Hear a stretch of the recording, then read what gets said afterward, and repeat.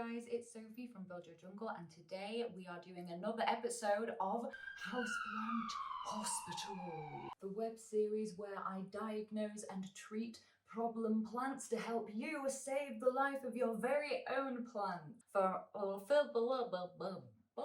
The first two plants are plants that I found in the Planty Facebook groups from the lovely Caitlin, and they were plants that she was struggling to look after, that had been a bit neglected, and she was selling them. So I bought them from her, I collected them. There was a Hoya Bella and a Begonia Griffin. I was particularly excited about the Begonia because that Begonia has been on my wish list. But firstly, let's just backtrack to this Hoya. It was Hoya Bella that we've all seen from those wholesalers that are in like the white hanging basket. They're really big, and commercially I've seen multiple times where they will dry out, they will go like brown all at the top and drop all of the leaves, and then the leaves that remain are very dehydrated and wrinkly.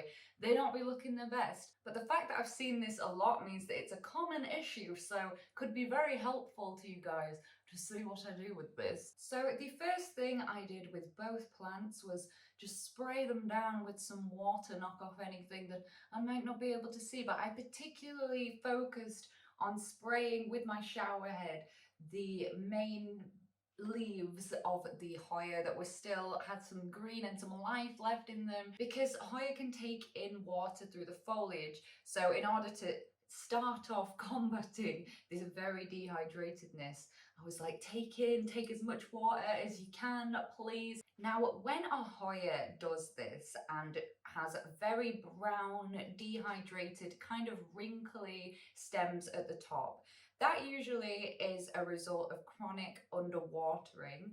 And if roots get to the point where they are all very dried out, they no longer are able to take up water or nutrients for the plant, and then that results in the plant gradually dying of thirst. So all of that top section is completely dead and it's no good to me. When this happens to you, the best option is definitely to propagate and start again. Now, that was why it was so important that I watered this down so much, to get as much hydration through the leaves as possible before I went to chop the plant. And by the way, I am wearing gloves because I had sprayed these plants with SB Invigorator, which I'm preferring a lot more at the moment, to be honest. With SB Invigorator, the smell isn't as strong, and it also has beneficial ingredients for plants, and the leaves look shiny and healthy, you know, after you've used it, whereas Provanto tends to leave residue and water spots on the plants, and it's very irritating to get off.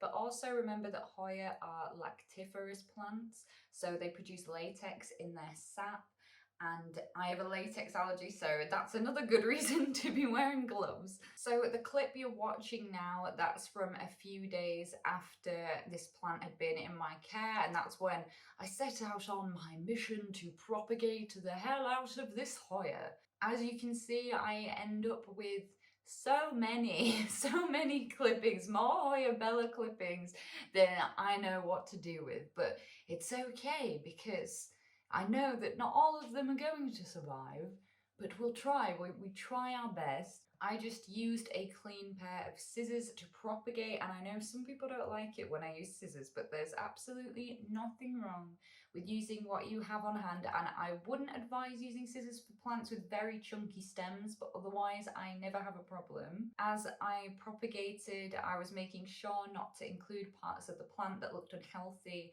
and I'm also making sure that I divide longer sections into shorter pieces, because generally with plants, but especially with Hoyas, it's a lot easier to root smaller sections, and large pieces have a higher chance of failing. I then sorted the clippings into piles based on whether I thought they had a high, medium or low chance of rooting, and I based this purely on plant health, the level of leaf dehydration, and whether or not pre-existing aerial roots had started to form already. Hoyas don't actually root exclusively at the node like with many of the plants in the family Areaceae.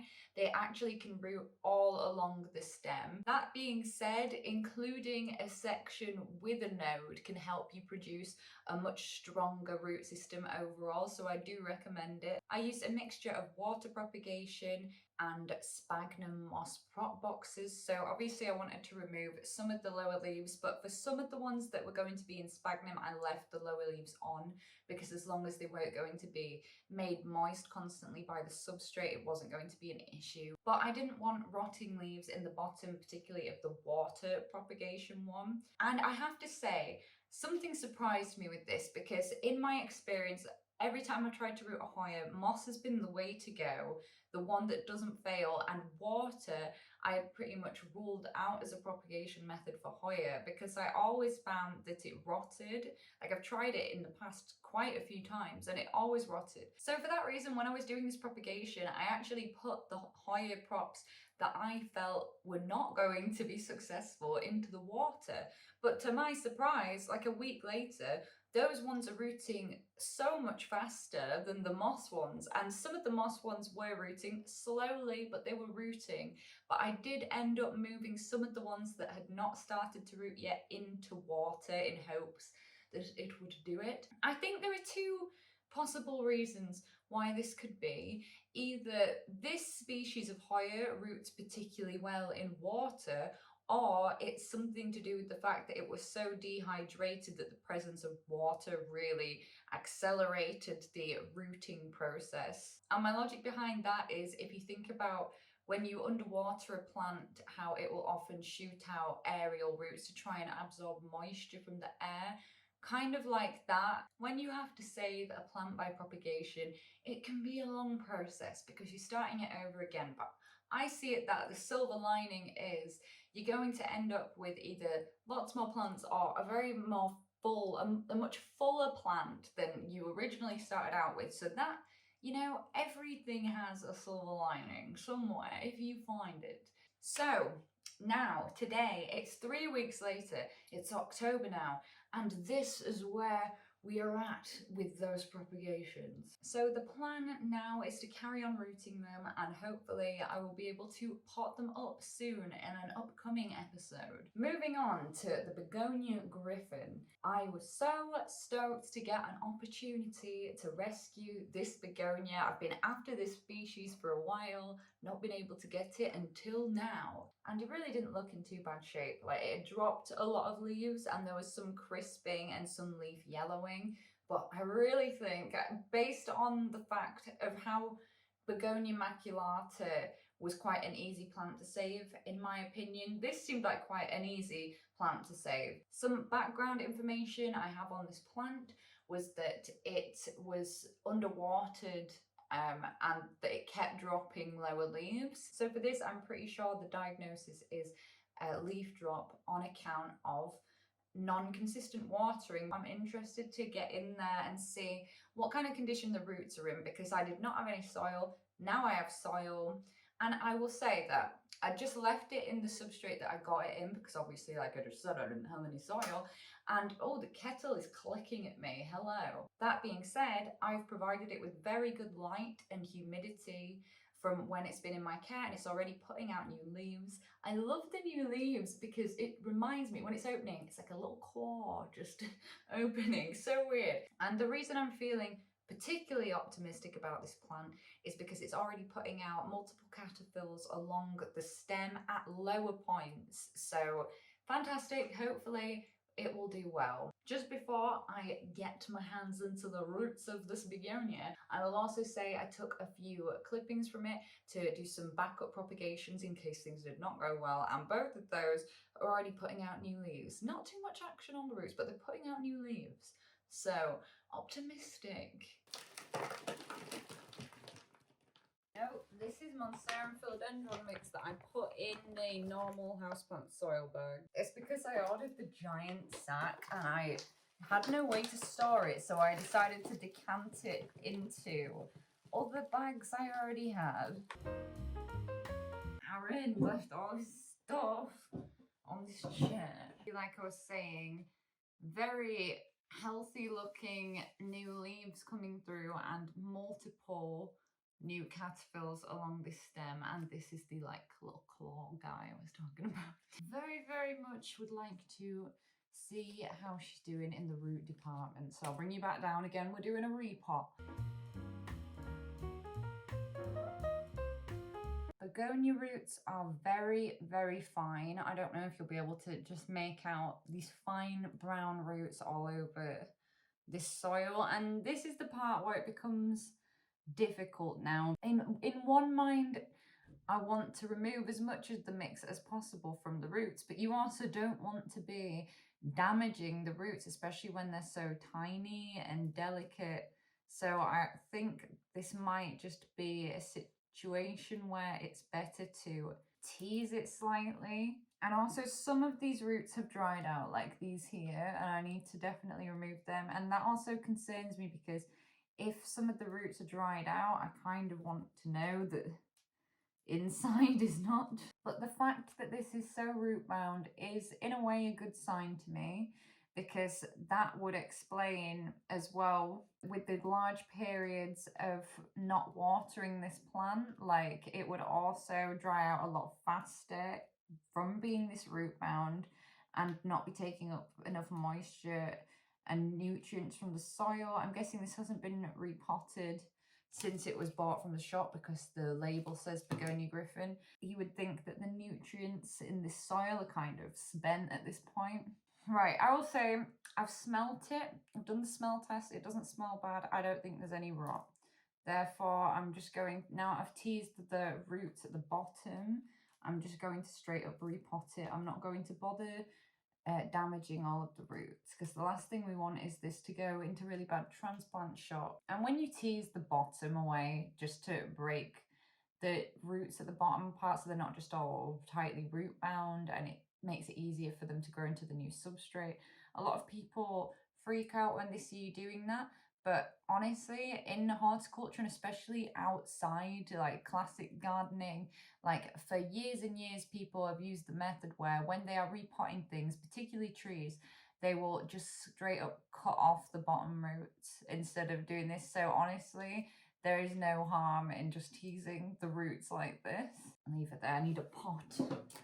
Luckily, I've got this one, which will work. Definitely when I make a repotting video next, I need to do it in a strategic order so I can reuse different pots from plants, because I am very low on certain sizes. So this is the Soil Ninja just base mix, or when it comes, like the label says just houseplant potting mix, but it's the base mix. And it's just this really nice light soil mixture with worm castings, and you can tell there's a little bit of coir in there and then perlite, but it's not super chunky like the aroid mix, the Monstera philodendron one. Plants like this with delicate root systems and that like to stay moist for a longer time without drying out, they much prefer a mix like this.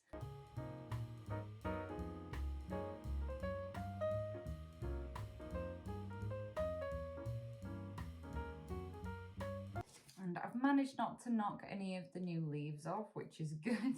The fact that this plant did not have root rot is fantastic, and it really means that it'll just be a waiting game for it to recover and for me to be particularly attentive to it and make sure that I'm doing consistent watering for it, but not overdoing it at the same time. And the worm castings will definitely help with any nutrient deficiencies.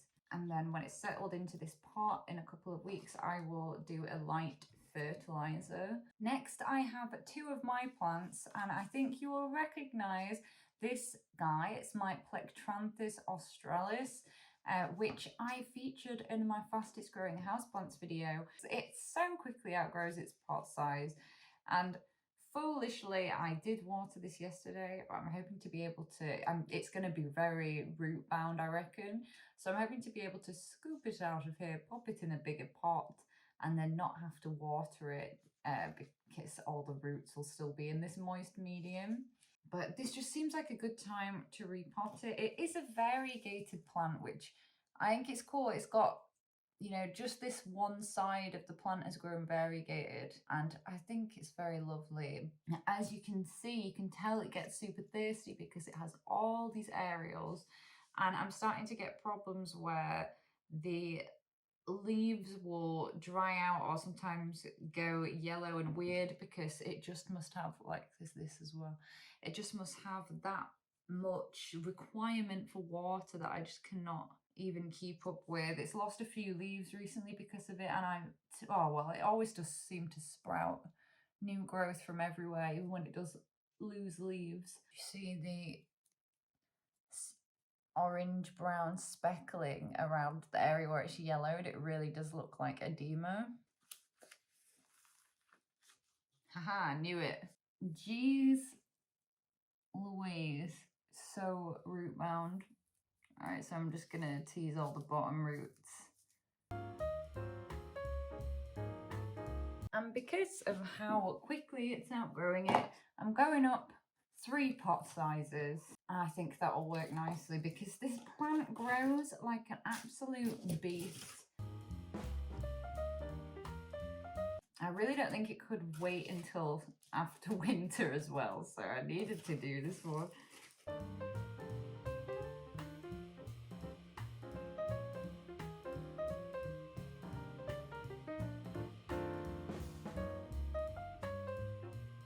There we go, a much more appropriately sized pot that will hopefully last for a few months for this plant. There's a slight different situation here.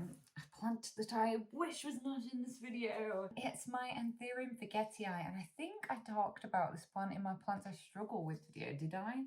I think I did. I made a reel ages ago about it having issues, and you can see the infection's completely cleared up now. It's brown, completely gone. There's no yellow halo, so that's a thumbs up. What is not good is not only has it reached dormancy, which no problem with that, it's fine because of the temperature, but I've had quite a bit of yellowing. And you know what? I had a very different thing in my mind of what I was going to do to this plant until I just looked at the bottom of it. So originally I was just going to attach it to this support better and then top dress with some live sphagnum to up the humidity and just better support the plant.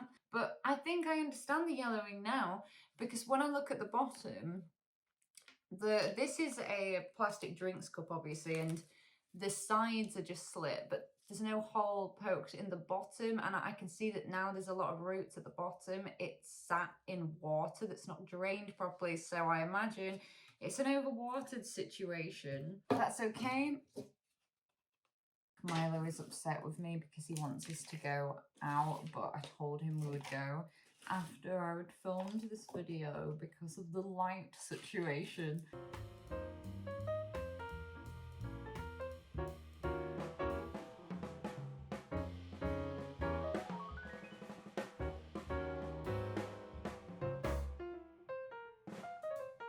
See, all I really needed to do to know it was overwatering was to look at the leaf and see that classic edema on an Anthurium. Thankfully, the largest leaf is not affected. Right, so screw the moss thing for now. It turns out that when it's been repotted, I don't need to literally attach that to the support because it's better supported itself now. And I am just going to see how this does first. If it does go downhill from here and it's too late, there are some good aerials and an opportunity to cut this node here, which is what I would be doing and starting it again if it fails. I hope you guys enjoyed this episode of Houseplant Hospital. This is an ongoing series, so if you want to see part 3, please do subscribe to my channel. I'm posting long form content every Friday and shorts every day that I'm able to. I also post every day on Instagram. There's all kinds of funky business on there.